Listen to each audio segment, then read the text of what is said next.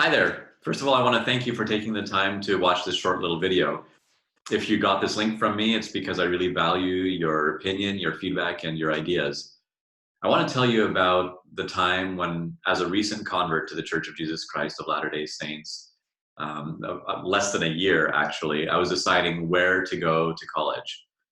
Now, I had applied to several universities, got accepted to several, two of which being McGill University in Montreal, which is one of the very best universities in Canada.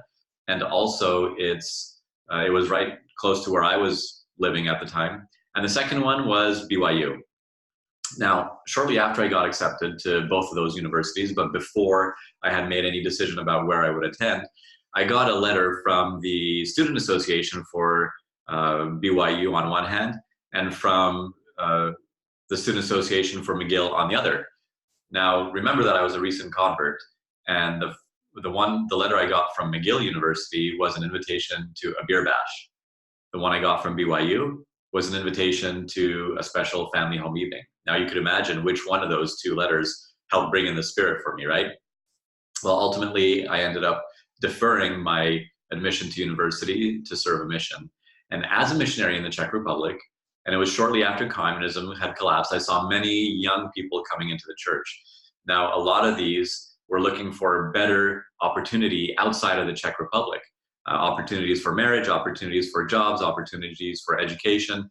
And the mission president was trying really hard to get them to stay in their country and build a church there. And as a missionary, I was supportive of that, and I was trying to persuade these young converts to stay in their country. But then a very interesting thing happened, and it was right when I was ending my mission. In fact, as I was ending my mission, I had two things that were primarily on my mind. And the first one was, where am I going to go to school? And the second one was, who am I going to marry? Now, in my home ward in Montreal, there were two options of girls that I could potentially marry.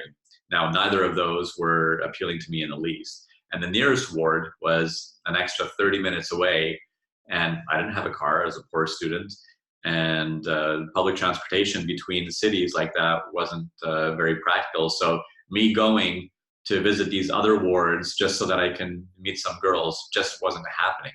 Well, in short, I decided to go to BYU, and I loved the experience. I got married and lived happily ever after.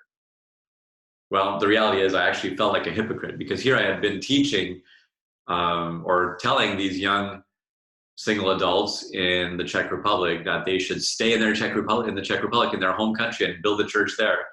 And I wasn't even willing to do that myself. I wanted to go to BYU, and here I was at BYU having a great experience, absolutely loving the gospel-centered environment that I was in, marrying the woman of my dreams, and really getting to know a lot of other Latter-day Saints, friends, peers, role models, mentors, and so forth.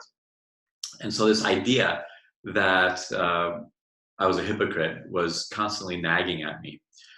Well, in 2004, my dad was living in the Czech Republic, and he passed away. And my wife and I went to visit the Czech Republic. We went there for his funeral, really. But while we were there, we stopped by the mission home in Prague, just so that we could say hi to the missionaries.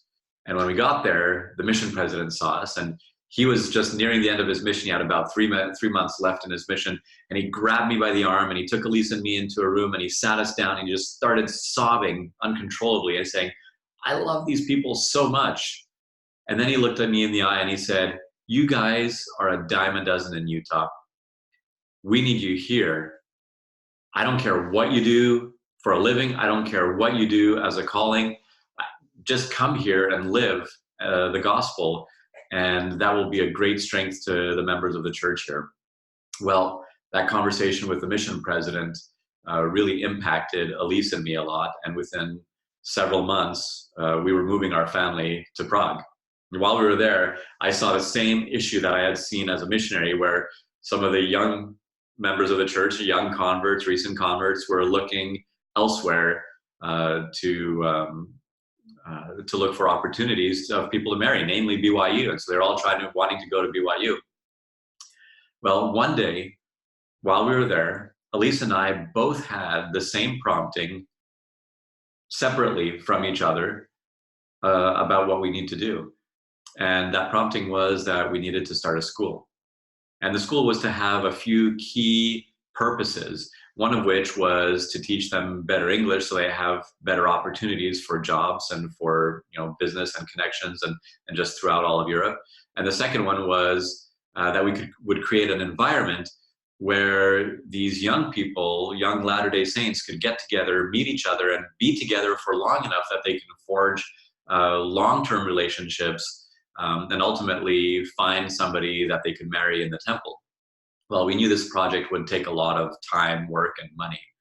And that was 15 years ago. Since then, we've been building up the financial resources, the experience, and we've been seeking guidance both by trial and error and also by inspiration on how to do this. I've been keenly aware of this problem with the young single adults for about 25 years now, and for the last 15 years of that, I've been diligently working to try to find a solution. Now I really feel like I have a solution, at least something that could help and potentially help in a really big way. And I'm moving full steam ahead with this, and I'm really hoping to get some of your input. And that's why I'm hosting this special dinner for you and for some of my other friends, where I can explain the program. And the dinner is going to be on August 9th at the Oil Life building at 1364 West Pleasant Grove Boulevard in Pleasant Grove. Please come with your spouse.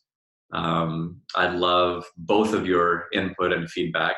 If you're going to be able to make it, if you can come, please fill out the little RSVP form just to the right so that I can know how much food to prepare or arrange for. And I just look forward to seeing you. I hope that I'll have the chance to see you there on August 9th. Thank you for taking the time to watch this video.